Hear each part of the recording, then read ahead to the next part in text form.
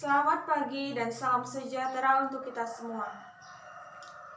Saya atas nama Ilu Santiani, NIM 170240510, kelas Agribisnis 7B. Dosen pengampun Dr. Marlina Bakri, MPD. Adapun materi yang saya akan jelaskan di sini mengenai system thinking atau berpikir sistem. Ada 4 subbab yang akan saya jelaskan. Yang pertama adalah apa itu berpikir sistem. Yang kedua adalah cara berpikir sistem. Yang ketiga, kegunaan berpikir sistem. Yang keempat adalah pola berpikir sistem. Apa itu berpikir sistem? Berpikir sistem merupakan suatu proses untuk memahami suatu kejadian atau fenomena yang terlibat masalah di dalamnya, yang dipecahkan dengan tidak hanya memandang pada satu sisi saja atau dua sisi saja, melainkan banyak sisi. Selanjutnya adalah bagaimana cara berpikir sistem. Cara berpikir sistem ada 3. Yang pertama, identifikasi pola berulang. Artinya yaitu kita mengidentifikasi atau mengumpulkan kejadian-kejadian yang menyebabkan peristiwa masalah itu terjadi. Yang kedua adalah amati lingkaran feedback atau umpan balik.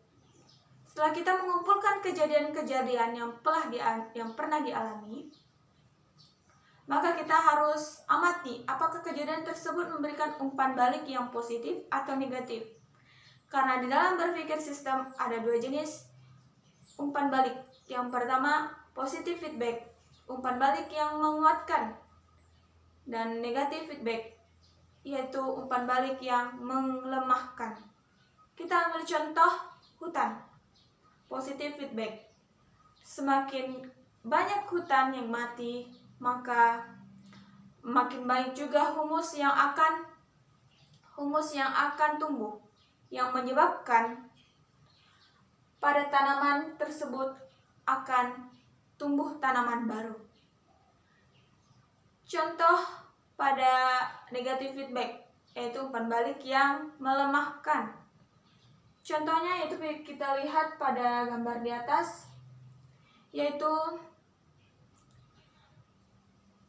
ketika hutan semakin gundul, maka yang akan terjadi adalah bencana banjir dan longsor. Selanjutnya adalah apa sih itu kegunaan dari berpikir sistem? Kegunaan salah satunya yaitu untuk mengatasi peningkatan kompleksitas. Kompleksitas tersebut apa? Kompleksitas itu artinya kerumitan atau keruwetan. Kita ambil contoh masalah yang kompleks yang ada di Jakarta, yakni kemacetan. Kemacetan yang ada di Jakarta itu disebabkan oleh 2 hal. Yang pertama, jalannya yang sempit. Yang kedua, itu karena banyaknya transportasi yang telah digunakan oleh manusia. Maka daripada itu, solusinya kita gabungkan beberapa faktor menjadi 1. Yang pertama, jalannya yang ditambah. Yang kedua, parkir dipermahal. Yang ketiga, pajak STNK dinaikkan. Yang keempat, buatlah mode transport yang murah tapi nyaman. Jika masalah itu atau solusi dari masalah tersebut masih rumit, maka solusinya adalah 1. Ibu kota Jakarta harus pindah, yakni sekarang ibu kota Jakarta pindah ke kota Kalimantan. Yang kedua, itu adalah dengan cara membuat jalan di bawah tanah. yaitu membuat terowongan. Kemudian untuk itu perlu yang namanya pola berpikir sistem.